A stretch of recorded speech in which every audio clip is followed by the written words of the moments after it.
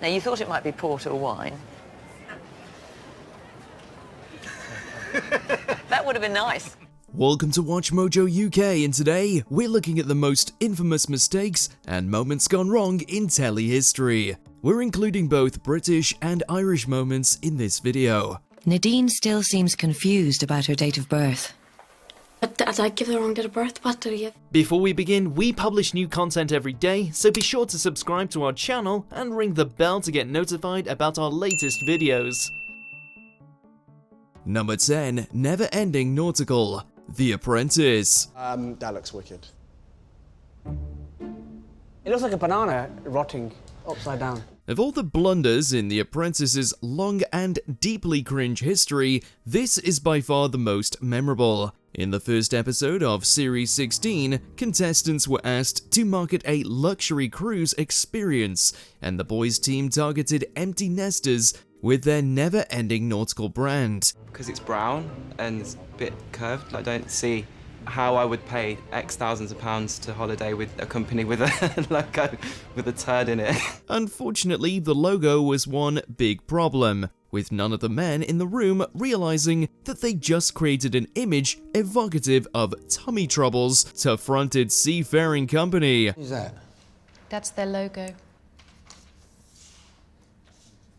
That's your logo? Karen Brady was helpless in the corner, and when they made it to the boardroom, they were ripped apart by Lord Sugar. It was even worse than the Boom Pop airline slogan. What the bloody hell is that? I don't know. I really don't know. Right, it's as bad as their name Boji, whatever it's called. Number 9. Baked Alaska, The Great British Bake Off.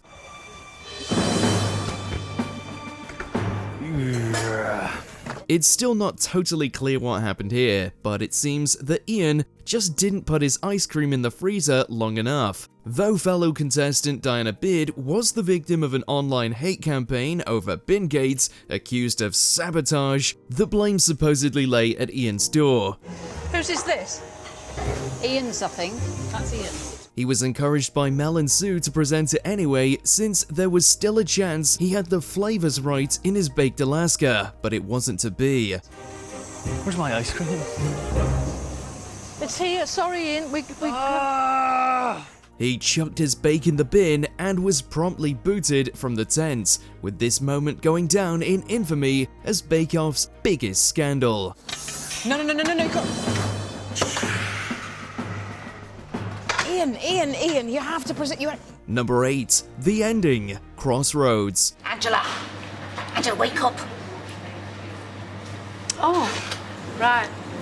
Sorry, love. Maybe trying to revive Crossroads at all was a monumental screw-up. Throughout its original 20-year run, it had become synonymous with underprepared actors and dodgy sets, getting itself famously parodied by Victoria Wood in her Acorn Antique sketch. That was the weirdest thing. It was like I drifted off to this very strange place. You are? But in 2001, ITV thought that the time for Crossroads had come again, so it was revived for another 2 years. Imagine the nation's surprise, however, when they tuned in for the very last episode and were treated to Jane Ashton waking up as a supermarket checkout girl. Give me all the money. What were you going to do, peel it and watch us fall over? Stranger yet, the entire revival had been her dream, because she was a fan of the original series, and the characters were all based on her colleagues and customers. Maybe some other time. Maybe. Mr. Sampson. Bye-bye, Angel. Number 7. Nat and Georgia. Brookside. Nat. I'm parched. More soaps. Brookside's flagging ratings in the mid to late 1990s led to increasingly outlandish plots popping up in its famous cul-de-sac, including this one centering on new residents Nat and Georgia Simpson. Why did you come here tonight? To see Mum and Dad. Say hello.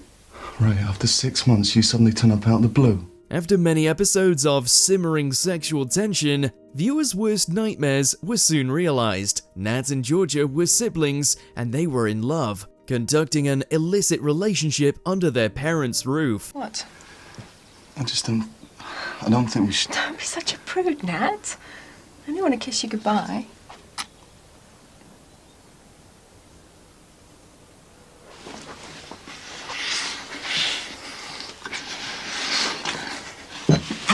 Just go. They were eventually caught at it by their younger brother, but the storyline was abandoned before long. It's one of the rare cases when Channel 4's apologized for its outrageous broadcasting track record after massive public outcry.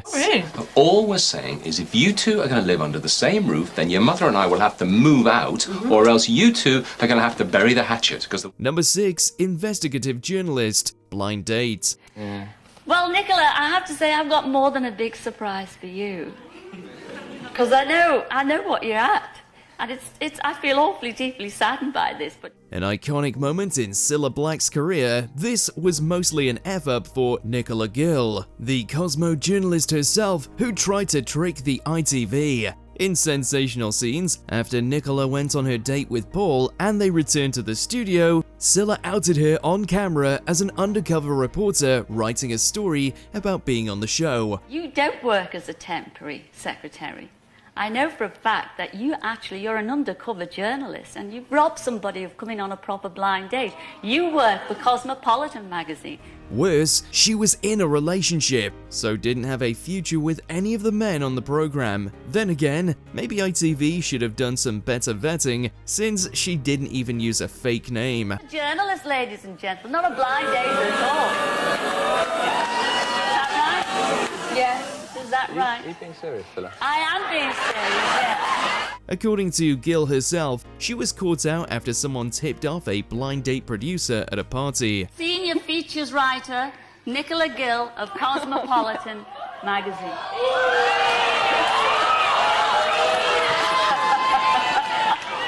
Number 5, unwise but not illegal. This morning. How old was this young man when you first had any kind of sexual contact with him? 20.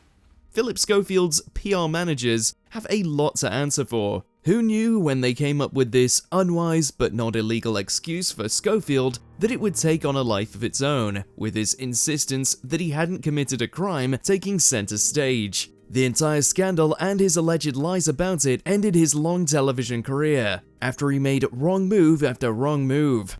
If we go back, because you were very specific in your wording in your statement about how the relationship was unwise but not illegal. Anybody could have told him that he shouldn't have cheated on his wife with a man 40 years younger than him who he'd first met as a teenager. But apparently, that wasn't enough. His career went down in flames, and even a self-pitying stint on a desert island couldn't resurrect it. I know what I did was unwise, but is it enough to absolutely destroy someone? Number 4, Nadine Coyle gets caught out. Pop stars. Nadine Coyle, I'm from Larkill in Derry. Date of birth 15th of the 6th, 85. Making me a Gemini. And what date of birth did I say now? 15th of the 6th. She successfully got through the auditions for the short-lived Irish version of Pop Stars, only to accidentally reveal on camera that she was born in 1985. The problem? This was 2001, and she was only 16, but she had to be 18 to get on the show. Are you sure? Hi. Definitely. What is it? I think 15th of the 6th, 87 or something. I saw. No, you said 85. Which means that you wouldn't be 18. I would be 16. She didn't immediately fess up to lying, instead weaving an elaborate tale that she'd somehow forgotten her own date of birth and given one that made her underage. And then I says then later on, God, I think I gave the wrong date of birth.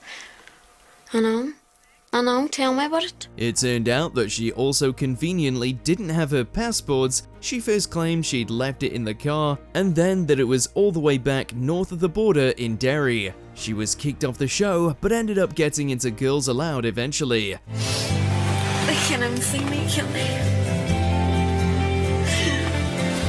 Number 3, Guy Goma, BBC News. So what does this all mean for the industry and the growth of music online? Well, Guy Cuny is the editor of the technology website News Wireless. Oh dear.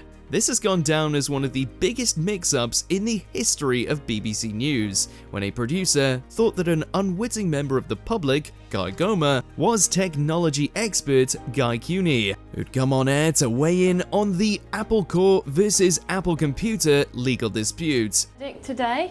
I'm very surprised to see this verdict to come on me, because I was not expecting that. Goma did his best answering all the questions, and apparently Cuny only realized that a mistake had been made when he was watching the interview in the BBC lobby. A big surprise anyway.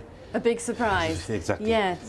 Goma, who was only there for a job interview, got his 15 minutes of fame, doing a story with The Sun, and even appearing on GMTV, this time as himself. Did you not think it was a bit odd that they were trying to put makeup on you for a job interview as an accountant? Number 2, Witch's Bottle, Antiques Roadshow. Well, you made me it tasted really rusty. Well, inside were these brass pins, all of these dating from the late 1840s. If you want to protect your home from malicious witches, all you need to do is wee into a bottle and add some other bits and bobs, then bury it under the threshold of your house. In the liquid, urine, yummy, a tiny bit, such good news. A tiny bit of alcohol, and one human hair. And a mysterious little creature called an ostracod. Unfortunately, the creation of witches' bottles is an art that's fallen by the wayside, so much so that when this man found an antique bottle, he never considered that it might contain centuries-old piss. So, what this was not a bottle of port or wine, but a witch's bottle. So buried in the threshold of the house as a talisman against witchcraft. Even when it was given a taste, they didn't realize that it was urine, not until it was tested by the roadshow. It was up to Fiona Bruce to break the news that it wasn't vintage port at all, but maybe it'll give immunity to hexes and curses going forward. Well, you know, years later, people were stopping me in the street saying, "You okay?" I said, "Why are you asking?" And they said, "Because you drank that filthy stuff on the show." Number 1, wrong winner, Eurovision Making Up Your Mind. The public have spoken.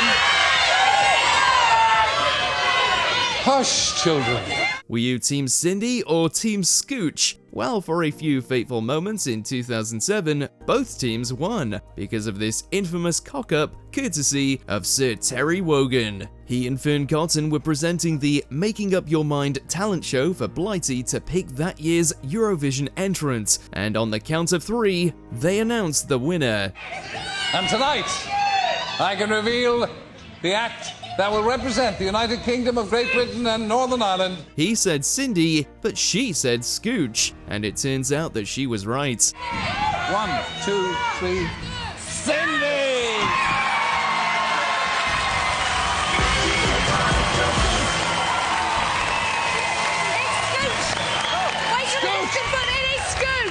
It's Scooch! It is Scooch! Poor Cindy must have been going through a roller coaster of emotions up there on live TV. After all that, Scooch were rubbish in the finals, so maybe Cindy should have won.